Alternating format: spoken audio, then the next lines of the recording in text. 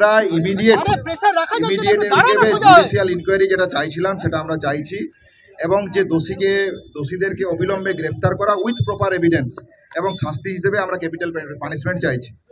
এর সাথে সাথে আমরা যেটা চাইছি যে রিলিভেন্ট এভিডেন্স, যেটা সিসিটিভি ফুটেজের কথা বলা হচ্ছে, সেটা পাবলিশ করা, এবং proper postmortem report should be share with the committee representative of the protesting resident doctor.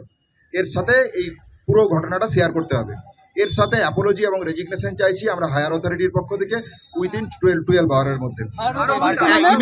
Immediate announcement of the higher অথরিটির মধ্যে প্রিন্সিপাল এমএসপি চেস্ট মেডিসিনের এইচওডি এবং ওই দিন যে on duty ACP of the immediate announcement of the adequate compensation of the, যারা victim তাদেরকে সম্পূর্ণ যথাযোগ্য যা প্রয়োজন তার কম্পেনসেশন দেওয়ার জন্য আমরা দাবি রাখছি।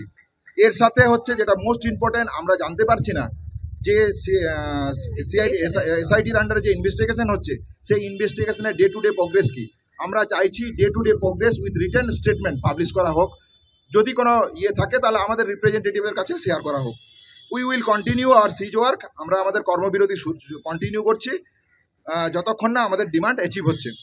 এর সাথে সাথে রেসিডেন্ট ডক্টর অফ দ্য আরজিকরের অ্যাপিল টু অল সমস্ত মেডিকেল ফ্যাটার্নিটি, সমস্ত সিভিল সোসাইটিকে আমরা আমন্ত্রণ করছি যে তারা এই আন্দোলনের সাথে যুক্ত হোক। যে নক্কারজনক ঘটনা ঘটে গেছে, আমরা তো কখনো ওয়েস্ট বেঙ্গলের বুকে এই ধরনের ঘটনা কখনো এর আগে চিকিৎসক সমাজ এই ঘটনা প্রত্যক্ষ করেছে কিনা আমার জানা নেই। তাই আমরা সমস্ত স্তরের মানুষকে চাইছি, সাধারণ কমন মানুষ থেকে শুরু করে, রুগী থেকে শুরু করে, ডাক্তার থেকে শুরু করে সবাইকে চাইছি এই আন্দোলনে সামিল হোক এবং আন্দোলনকে একটা বৃহত্তর আন্দোলনে পরিণত করুক, যতক্ষণ না পর্যন্ত আমাদের এই ডিমান্ড অ্যাচিভ হচ্ছে।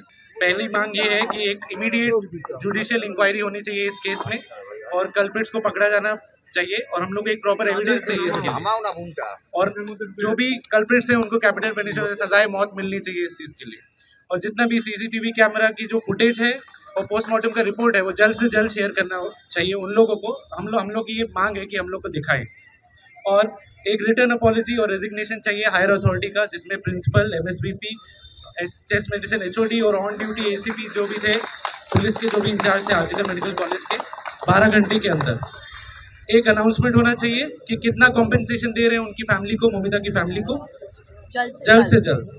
और एक बार मतलब उन लोगों की तरफ से हम लोग को बताना चाहिए कि कितना केस में क्या हुआ, कहाँ तक पहुंची, कहाँ तक क्या क्या चीज़ें हुई हैं। अभी तक हम लोग को कुछ भी नहीं बताया जा रहा है, कोई भी नहीं है जिससे हम लोग पूछें, जो हम लोग को बताए कि क्या है, कहाँ तक पहुँचा है, क्या हुआ है, कुछ भी नहीं पूछ रहे। और रिटर्न अपॉलजी चाहिए हम लोग को, और हम लोग अपना सारा काम, पहले इमरजेंसी तक चल रहा था, अब इमरजेंसी भी नहीं चलेगा, कोई भी कुछ भी काम नहीं करेगा, कोई भी मेडिकल डॉक्टर, कोई भी जो भी इससे रिलेटेड है फ्रेटर्निटी, कोई भी कुछ भी काम नहीं करेगा, एकदम इमरजेंसी भी बंद। और हम लोग रेजिडेंट जो हैं डॉक्टर आरजीकर मेडिकल कॉलेज के, पूरी मेडिकल फ्रेटर्निटी से पूरे इंडिया की सिर्फ यही एक दरख्वास्त रखते हैं कि आप लोग हम लोग के साथ रहिए, और कल जो भी दुखद घटना यहाँ पे हुई उसके लिए हम लोग माफ़ी मांगना चाहते हैं। আমরা সন্তুষ্ট নই, এই জন্যই আমরা জুডিশিয়াল ইনকোয়ারি চাইছি। আমরা এসআইটি গঠন করে যে পুলিশ ইনভেস্টিগেশন হচ্ছে তার উপর পুরোপুরি ভরসা রাখতে পারছি না। আমরা জুডিশিয়াল ইনকোয়ারি করে আসল দোষীদের শাস্তি কামনা করছি। একটা কমন গ্রাউন্ডে দাঁড়িয়ে আছি, একটা মেয়েকে অত্যাচার করে মেরে ফেলা হয়েছে, এর থেকে খারাপ কিছু হতে পারে না। সেই কমন গ্রাউন্ড থেকে যে ভুলগুলো হয়েছে ওদেরও খারাপ লেগেছে, আমাদেরও খারাপ লেগেছে। আমরা সবাইকে বলবো দয়া করে আবার আমাদের সাথে আসো, আমরা একসাথে এই আন্দোলন চালিয়ে যেতে চাই।